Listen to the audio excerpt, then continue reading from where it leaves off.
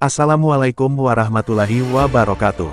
Apa jadinya jika seseorang berani berbuat dosa di tanah suci? Bisakah ia lolos dari hukuman Tuhan? Sari, seorang wanita yang dikenal karena kecantikannya, pergi ke tanah suci bukan untuk beribadah dengan tulus, tetapi dengan niat yang penuh dosa.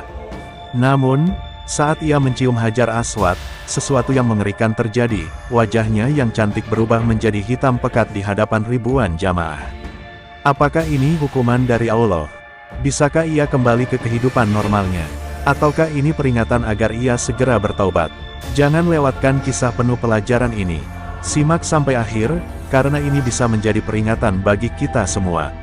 Sahabat yang beriman, mari jadikan kisah ini sebagai pengingat bahwa setiap perbuatan akan mendapatkan balasannya. Sebagai bentuk cinta kita kepada Nabi Muhammad dan bukti bahwa kita menginginkan kebaikan dalam hidup, tuliskan sholawat di kolom komentar.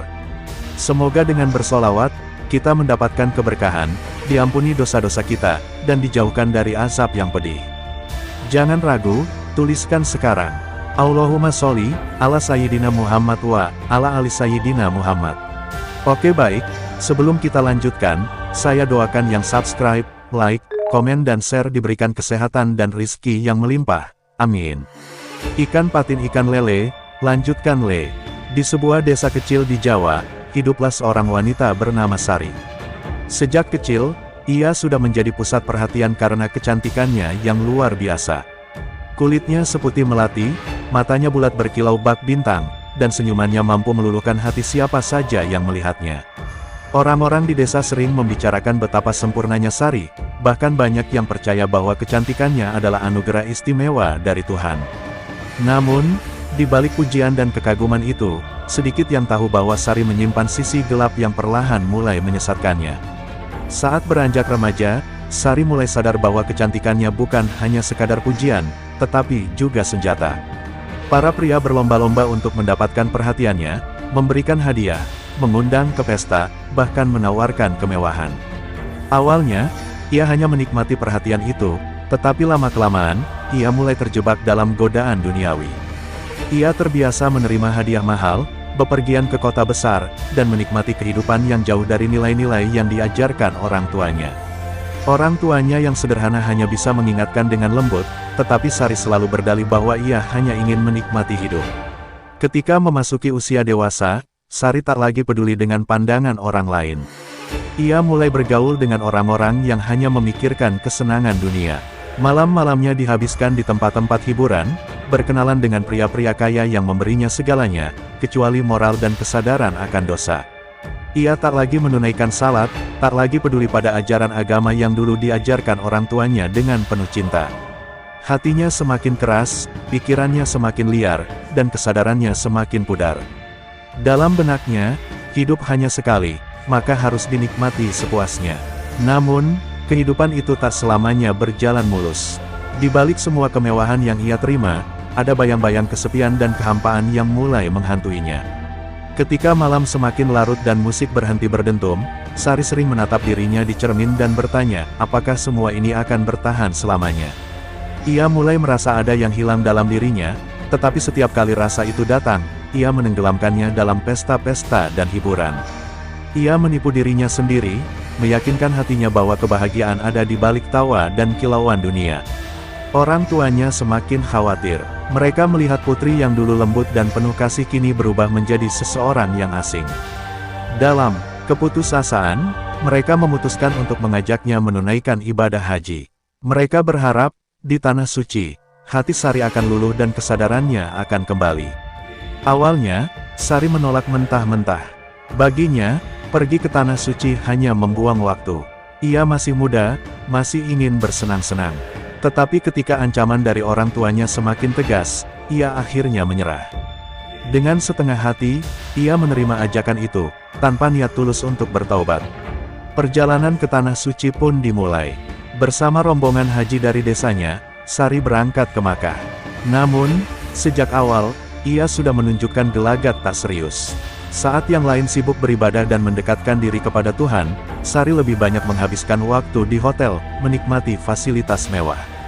Ia bahkan sempat berkenalan dengan seorang pria asing, seseorang yang membuatnya kembali tergoda pada kehidupan lama. Ia berpikir, Meskipun berada di tempat suci, ia tetap bisa menikmati hidup sesuai keinginannya. Sari tidak tahu bahwa langkahnya semakin mendekati jurang yang dalam. Di kota paling suci bagi umat Islam, tempat jutaan orang datang untuk mencari ampunan dan berkah, ia justru memilih jalan yang sebaliknya. Ia menantang takdir dengan keyakinan bahwa Tuhan selalu memaafkan, tanpa memahami bahwa ada batas antara ampunan dan keadilan. Ia masih belum sadar bahwa setiap langkahnya di tanah suci akan membawanya menuju titik balik yang tak pernah ia bayangkan sebelumnya. Sesampainya di Makkah, Sari tidak merasakan ketenangan seperti yang dialami jemaah lain. Ia tidak tersentuh oleh lautan manusia yang khusyuk beribadah, tidak merasakan getaran spiritual ketika melihat Ka'bah untuk pertama kalinya. Baginya, ini hanyalah perjalanan biasa, tanpa makna. Ketika rombongannya bergegas menuju Masjidil Haram untuk menunaikan tawaf, Sari berjalan dengan enggan, pikirannya melayang ke hal lain. Ia lebih tertarik dengan suasana kota yang penuh dengan hotel-hotel mewah dan pusat perbelanjaan yang menawarkan barang-barang mahal dari berbagai penjuru dunia. Pada malam kedua di Makkah, ketika sebagian besar jemaah memilih untuk memperbanyak ibadah, Sari justru menghilang dari rombongan. Dengan dalih ingin beristirahat di hotel, ia diam-diam bertemu dengan seorang pria asing yang ia kenal melalui perbincangan singkat di lobi hotel. Pria itu tampan, berkarisma, dan memiliki gaya hidup yang sama seperti yang selama ini Sari nikmati. Malam itu, mereka berbincang di sebuah restoran hotel mewah, tertawa, bercanda, seolah lupa bahwa mereka berada di tanah suci. Dalam pikirannya, Sari tidak merasa bersalah. Baginya, ini hanya pertemanan biasa, meskipun di lubuk hatinya, ia tahu ada sesuatu yang salah. Hari-hari berikutnya, Sari semakin berani. Ia mulai mengabaikan ibadah, mencari cara untuk menikmati waktunya dengan cara yang ia anggap lebih menyenangkan. Ia dan pria asing itu beberapa kali bertemu secara diam-diam, berbicara tentang kehidupan mereka, saling menggoda, hingga pada suatu malam, mereka sepakat untuk menghabiskan waktu lebih lama bersama di kamar hotel pria itu. Saat itu, Sari merasa seperti kembali ke kehidupannya yang lama, penuh kebebasan, tanpa batasan, tanpa perasaan bersalah. Ia tidak sadar bahwa langkahnya semakin jauh dari jalan yang seharusnya ia tempuh di tempat suci ini. Namun, bisikan ketenangan itu akhirnya pecah ketika seorang wanita tua dari rombongan hajinya menegurnya dengan lembut. "Nak, ini tanah suci. Kau harus menjaga dirimu. Allah melihat segala perbuatan kita," katanya dengan tatapan penuh kasih. Sari hanya tersenyum kecil, berpura-pura menghormati, tetapi dalam hatinya, ia meremehkan perkataan itu. Baginya, Tuhan selalu memberi kesempatan kedua. Selama ia masih hidup, masih ada waktu untuk berubah nanti. Tapi apa yang tidak ia sadari adalah bahwa kesempatan itu tidak selalu datang sesuai keinginan manusia. Suatu hari, ketika sedang berada di Masjidil Haram, Sari melihat kerumunan besar di sekitar Hajar Aswad, batu hitam yang diyakini sebagai salah satu peninggalan surga. Semua orang berdesakan untuk menciumnya, memohon berkah dan ampunan. Sekilas, Sari merasa tertarik. Dalam benaknya, jika ia bisa mencium batu itu, mungkin segala dosa-dosanya akan hilang begitu saja. Mungkin ia bisa kembali ke kehidupannya tanpa harus benar-benar bertobat.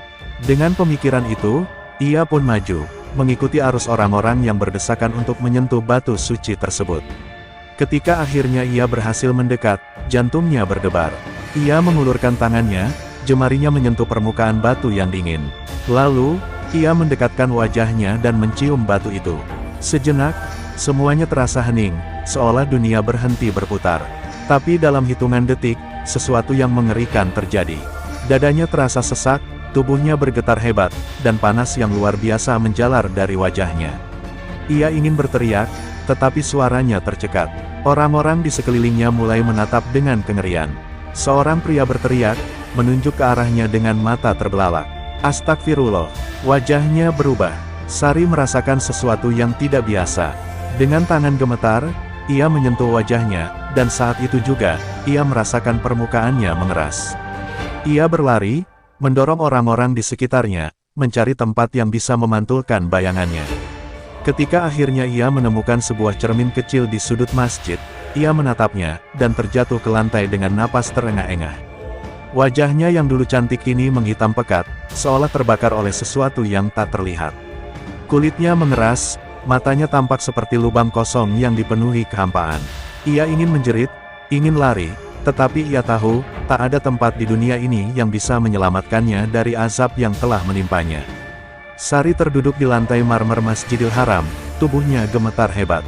Nafasnya tersengal-sengal, sementara matanya tak lepas dari pantulan dirinya di cermin kecil yang ia temukan. Wajahnya, yang dulu menjadi kebanggaannya, kini menghitam pekat, seperti terbakar oleh api yang tak kasat mata. Kulitnya yang halus kini tampak kasar dan retak-retak, seolah dihukum oleh sesuatu yang tak bisa dijelaskan dengan logika manusia. Ia meraba pipinya dengan tangan gemetar, berharap ini hanyalah mimpi buruk yang akan segera berlalu. Namun, rasa panas yang menyiksa wajahnya meyakinkannya bahwa ini nyata. Ini bukan sekadar ilusi, melainkan hukuman yang langsung turun dari langit. Orang-orang di sekitarnya mulai menjauh, beberapa menatapnya dengan ngeri, sementara yang lain sibuk berbisik-bisik. Seorang wanita tua yang melihat kejadian itu segera menangis, lalu beristighfar berulang kali. Seorang pria berjubah putih mencoba mendekatinya, tetapi raut ketakutan jelas tergambar di wajahnya. "Astagfirullah, apa yang terjadi padamu, nak?" tanyanya dengan suara bergetar. Sari tidak bisa menjawab, bibirnya membeku dalam ketakutan. Ia hanya bisa merangkak mundur, mencoba menjauh dari tatapan-tatapan yang menghakimi. Untuk pertama kalinya dalam hidupnya, ia merasa benar-benar kecil dan tidak berdaya. Beberapa petugas masjid datang, mencoba menenangkan situasi. Mereka bertanya apakah ia sakit, apakah perlu dibawa ke rumah sakit. Namun, Sari hanya bisa menggeleng dengan air mata mengalir deras. Ia tahu, ini bukan penyakit biasa. Ini bukan sesuatu yang bisa disembuhkan oleh dokter atau obat-obatan. Ini adalah azab. Azab dari Tuhan yang selama ini ia abaikan. Azab yang datang di tempat paling suci di dunia, sebagai peringatan bahwa dosa-dosanya tak bisa lagi ditutupi. Ia mencoba berdoa dalam hati, tetapi lidahnya terasa keluh. Ia ingin memohon ampun, namun hatinya penuh dengan ketakutan yang membungkamnya. Di tengah kepanikannya, Sari berlari keluar dari Masjidil Haram, tak peduli dengan orang-orang yang terus memandangnya dengan ketakutan. Langkahnya terseret-seret, tubuhnya lemah, tetapi ia tetap memaksa dirinya untuk terus bergerak.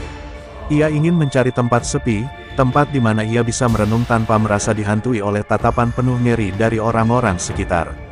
Namun, kemanapun ia pergi, bayangan dirinya di cermin toko, di kaca mobil yang terparkir, di genangan air hujan yang tertinggal di jalanan, semuanya memantulkan wajah hitam pekat yang kini menghantuinya.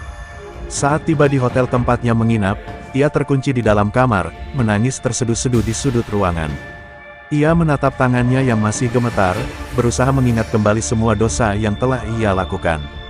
Pikirannya melayang ke malam-malam yang ia habiskan dalam dosa, kesenangan dunia yang ia anggap sebagai kebahagiaan sejati, dan bagaimana ia selalu menolak setiap panggilan untuk bertaubat.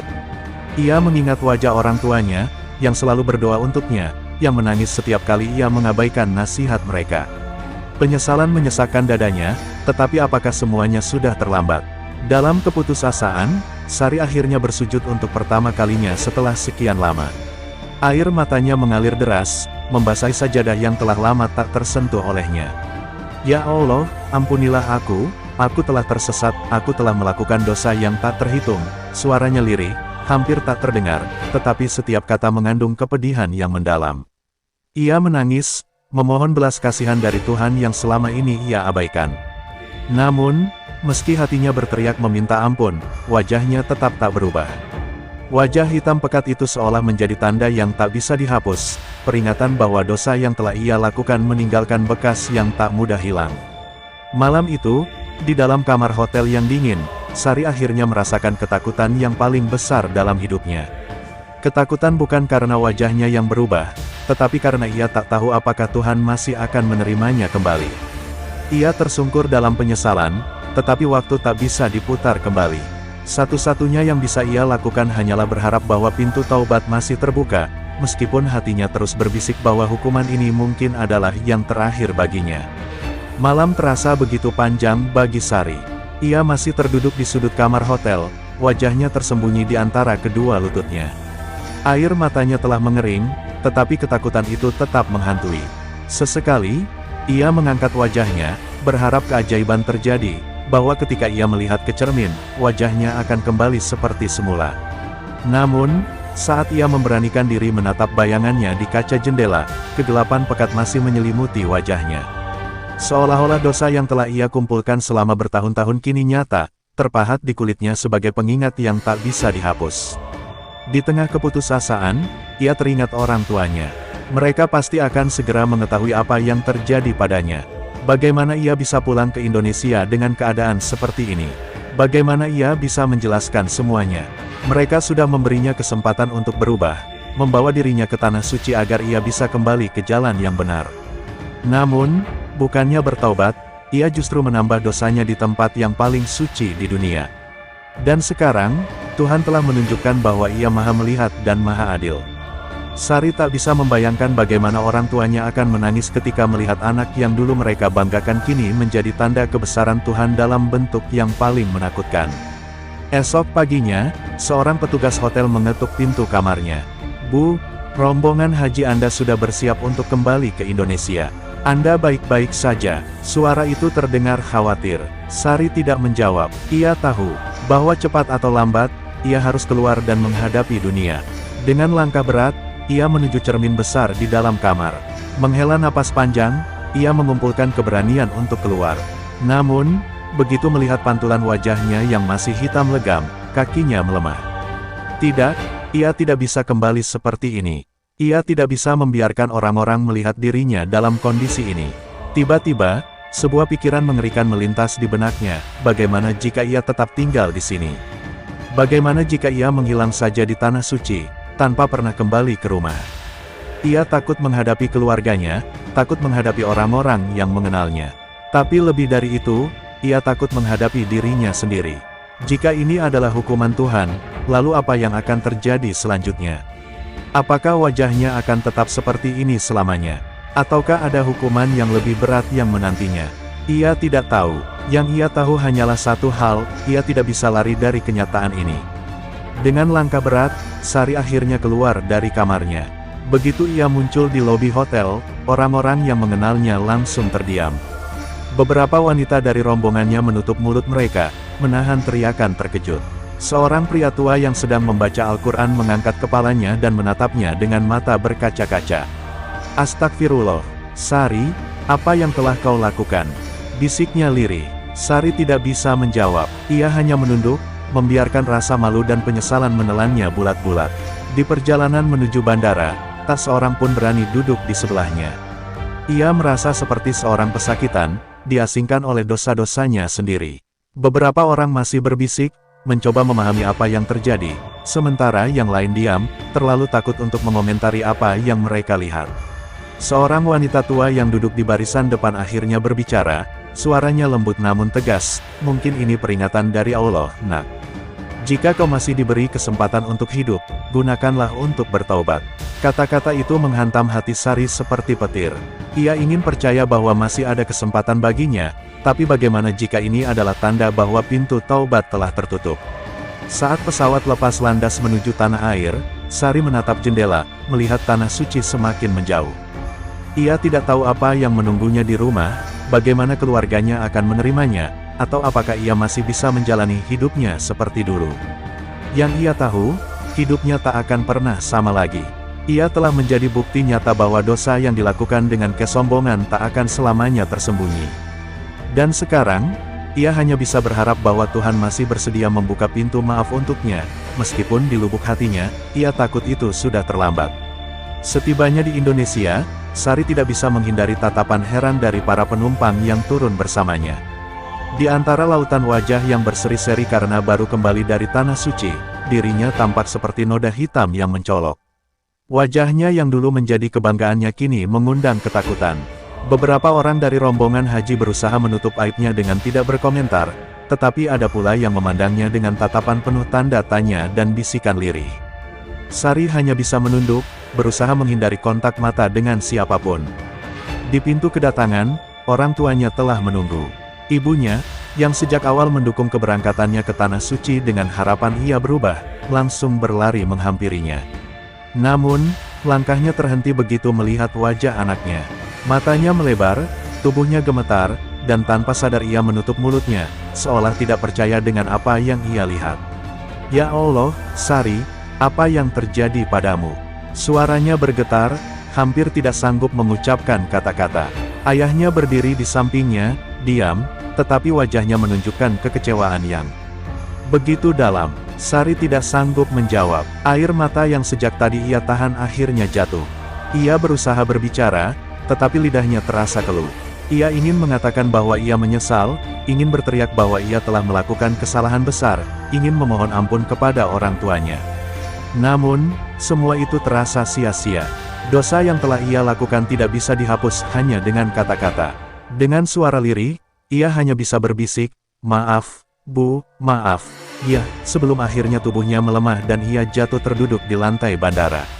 Orang-orang mulai berkerumun, tetapi ayahnya segera menarik tangannya, membantunya berdiri. "Kita pulang," katanya singkat, tanpa ekspresi. Tidak ada pelukan, tidak ada kata-kata penghiburan. Hanya tatapan dingin yang seakan mengatakan bahwa ia harus menghadapi akibat dari perbuatannya sendiri. Sepanjang perjalanan pulang, suasana di dalam mobil begitu hening. Ibunya sesekali menangis pelan, sementara ayahnya hanya fokus menyetir, tanpa sepatah kata pun. Sari hanya bisa memandangi bayangannya di kaca mobil. Wajah hitam pekat itu kini bukan hanya mencerminkan dosa yang telah ia lakukan, tetapi juga menunjukkan bahwa dirinya telah kehilangan sesuatu yang lebih berharga, kepercayaan dari orang-orang yang mencintainya. Setibanya di rumah, kabar tentang keadaannya sudah menyebar ke tetangga. Beberapa orang melihatnya dengan rasa penasaran, sementara yang lain mulai berbisik-bisik. Sari tahu, dalam waktu singkat, desas-desus tentang hukuman Tuhan yang menimpanya akan menyebar ke seluruh desa. Ia bahkan bisa membayangkan bagaimana orang-orang akan memandangnya, bagaimana teman-temannya yang dulu iri pada kecantikannya kini justru bersyukur bahwa mereka tidak sepertinya. Ia telah menjadi contoh nyata bahwa dosa bisa berbuah azab di dunia, bukan hanya di akhirat. Malam itu, Sari duduk di kamarnya, menatap cermin yang telah ia tutupi dengan kain. Ia tidak sanggup melihat wajahnya sendiri. Ia tidak bisa tidur, tidak bisa menenangkan pikirannya. Dalam kebisuan, ia akhirnya mengangkat tangannya, mencoba berdoa untuk pertama kalinya sejak kejadian itu. "Ya Allah, jika Engkau masih mau menerimaku, jika masih ada kesempatan, tunjukkan aku jalan." Suaranya bergetar, dipenuhi penyesalan yang begitu dalam. Namun, jauh di lubuk hatinya, ia takut bahwa pintu taubat sudah tertutup untuknya. Hari demi hari berlalu, tetapi wajahnya tidak berubah. Sari semakin terpuruk dalam keputusasaan. Orang-orang mulai menjauh, bahkan keluarganya sendiri tidak tahu harus berbuat apa. Ia tidak lagi keluar rumah, tidak ingin menghadapi dunia luar. Namun, dalam kesendiriannya, sebuah pertanyaan terus menghantui pikirannya, apakah Tuhan masih mau menerima taubatnya, ataukah ini adalah hukuman yang harus ia jalani selamanya? Ia tidak tahu, tetapi satu hal yang pasti, hidupnya tidak akan pernah sama lagi. Hari-hari Sari berubah menjadi siksaan batin yang tiada henti. Setiap kali ia bercermin, bayangan wajah hitam legam itu membuatnya semakin terpuruk. Dulu, ia selalu membanggakan kecantikannya, tetapi kini, bahkan ia sendiri tak sanggup melihat pantulannya. Ia mengurung diri di kamar, menolak bertemu siapapun, bahkan keluarganya sendiri. Ibunya selalu menangis melihat keadaannya, sementara ayahnya hanya diam, bukan karena tidak peduli, tetapi karena terlalu kecewa untuk berkata-kata. Sari tahu, mereka mencintainya, tetapi luka yang ia bawa ke dalam keluarga ini terlalu dalam untuk segera sembuh. Desas-desus tentang dirinya telah menyebar luas. Tetangga mulai berbisik setiap kali melewati rumahnya. Beberapa mengatakan bahwa ini adalah azab dari Allah, sementara yang lain merasa kasihan tetapi tak berani mendekat. Teman-temannya yang dulu sering menghabiskan waktu bersamanya kini menghindarinya. Sari menyadari bahwa dunia yang dulu ia kenal telah berubah.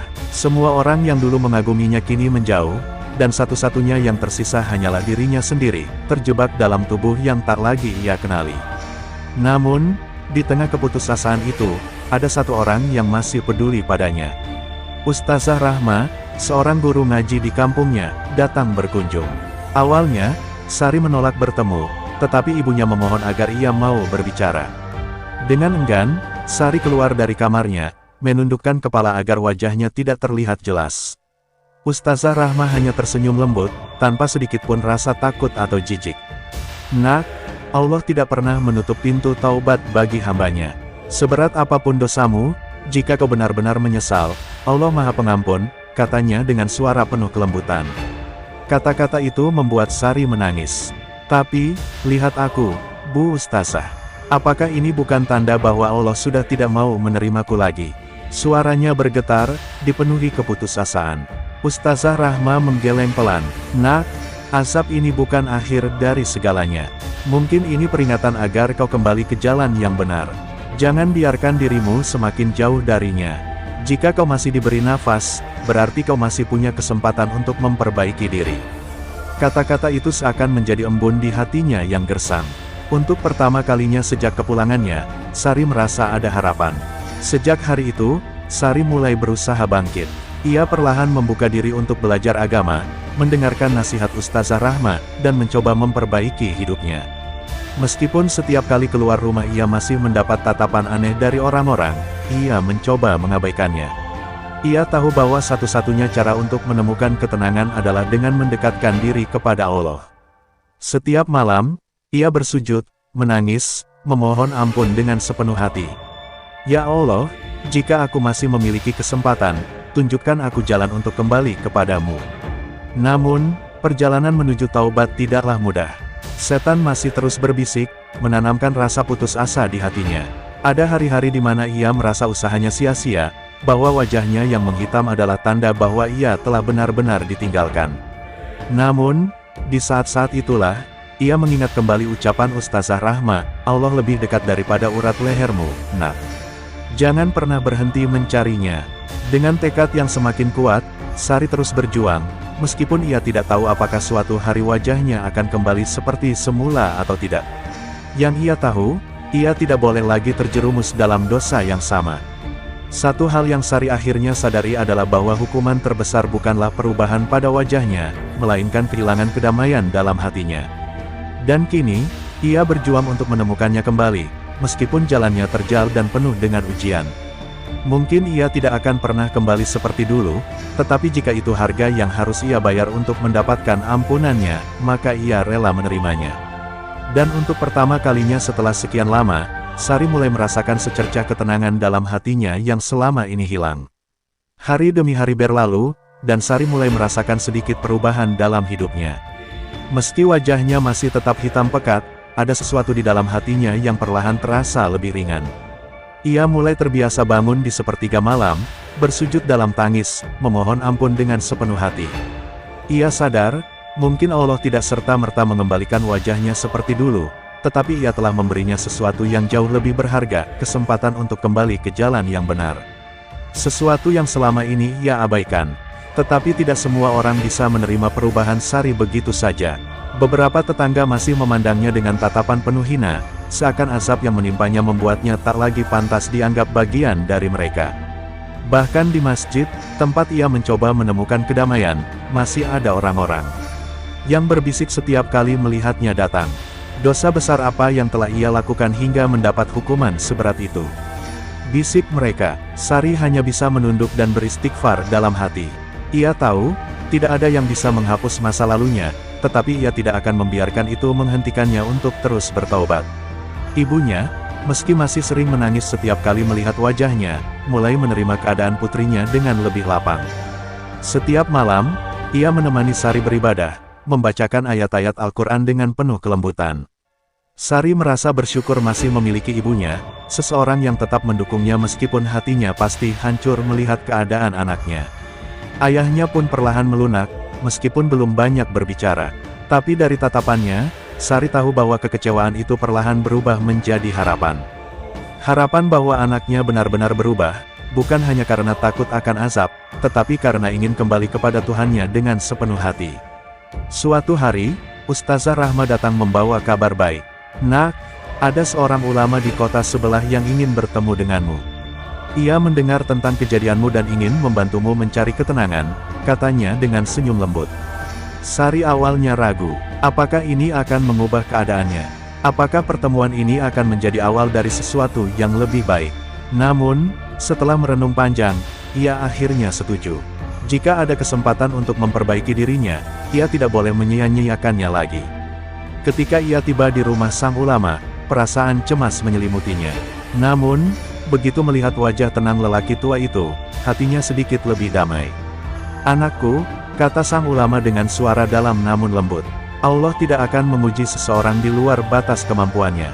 Jika kau masih diberi hidup, itu berarti kau masih diberi kesempatan. Jangan habiskan waktumu dengan meratapi hukuman ini. Jadikan ini sebagai pengingat bahwa Allah mencintaimu dan ingin kau kembali padanya. Kata-kata itu menancap dalam di hatinya. Sari menangis, bukan lagi karena putus asa, tetapi karena merasa begitu kecil di hadapan kebesaran Allah. Sebelum pulang, sang ulama memberinya pesan yang akan selalu ia ingat. Hukuman dunia bisa terlihat, tetapi hukuman akhirat jauh lebih mengerikan. Jika wajahmu tetap seperti ini selamanya, terimalah sebagai tanda peringatan darinya.